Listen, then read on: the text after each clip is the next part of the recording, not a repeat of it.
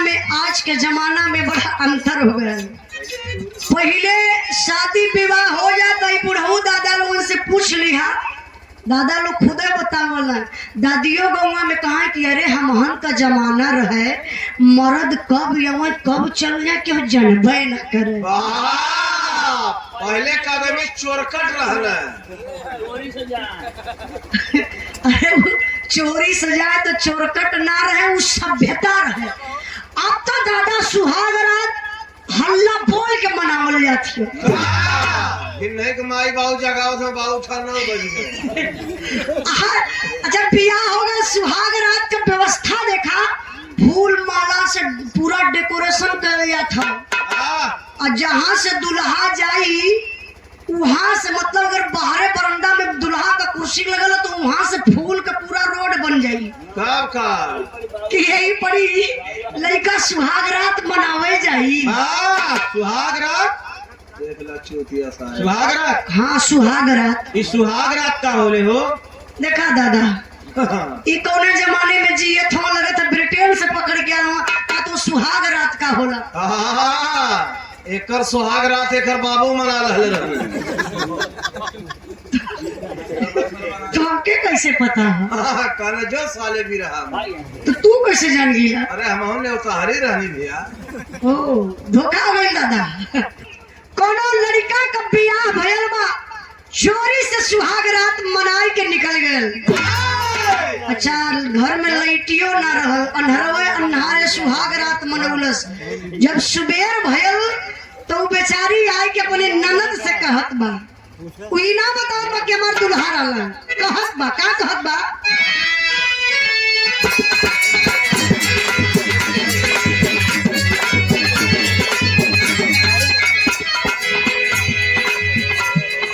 पियवा जैसा बोले रे पियवा जैसा बोले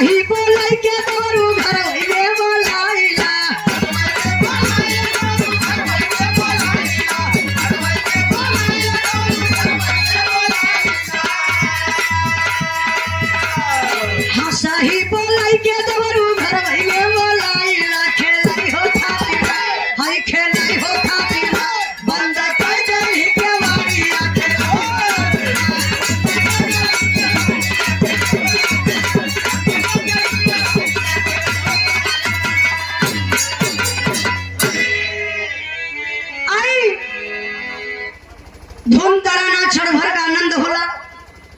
एक टाइम पास, हंसी मजाक मस्ती। एक बिरहा पारिवारिक और सामाजिक, साथ साथ में एक फौजी जवान के साथ आखिर कैसा बर्ताव होता है। कभी कभी आप लोग सोचने पर मजबूर हो जाते हैं। ए भैया भैया कहाँ है का घरे ई कौन उम्र घरे गए कहा बिया हुआ भैया नहीं झूठे जाके खाली सबके परेशान करिए। का करवा उमरिया बड़ी खतरनाक होले, सरकारी तो ना लेकिन प्राइवेट। वे मेरे बाबू भेजी बोली कि बाबू जाओ दातुन बेच आओ। आई उम्र बड़ी खतरनाक होले।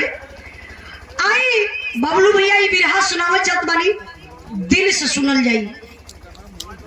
एक बार अंदर से आप लोगों का कलेजा हिल जाई।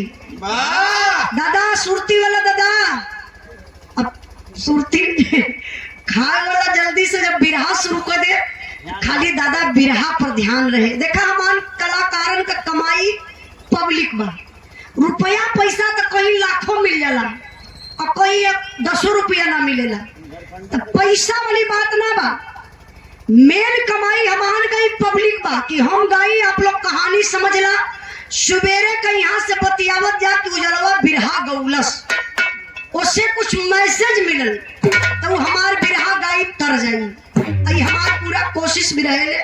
तो दादा पान पुकार अब खाए के, हाँ जब ले गाई तो ले बिटिया का सहयोग करी। हाँ ये मोछू दादा कहाँ गई दादा? ए दादा, अरे रोज तो सुबह ही के उठ के बैठा बैठा बैठा बैठा दादा बैठा लेना तो बड़ा हम खुश रही। देखा हम बुढ़ऊ दादा लोगों से बहुत खुश रही ला। नौजवान भाई लोग तो मोबाइलियों पर लग सर्च करिए बिरहा सुन लिए, लेकिन ये दादा लोग अरे यो लोग अंगूरी आवे शुरू कर दहले मोबाइलिया और खाओ। आई एक एक लाइन पर आप लोग ध्यान दिए। अब मास्टर साहब ए दादा बैठा कर अच्छा मान लेना सुतत है। हाँ बैठा बैठा आप देखा शोभा देना। अब कक्का लोगन बतावा बुढ़ऊ दादा तो उठ गए ले, हाई लोगन का देखा नौजवान लोग हुआ। अरे भैया एक और बचपना गलती है। अरे बैठता लोगन तनी मानो को मन लगत। देखा थे हम ज्यादातर दादा और भैया लोग बैठल हुआ, जो बीचवा वाला लोग हुआ हाई के देखा इनको ऊपर चढ़ के सुतल हुआ, जैसे बुझा तो चौके लग बैठल हुआ। का दादा? अरे बहुत बहुत धन्यवाद है। तो काली ना दादा की है करतब कमाई का था दादा तो हर ही बदे लोग बराती आल हो कि बराती में बिरहा होत बा। तो आए एक एक लाइन पर आप लोग ध्यान दें। एक बिरहा से आप लोगों के एक मैसेज जरूर मिली। आओ मास्टर साहब।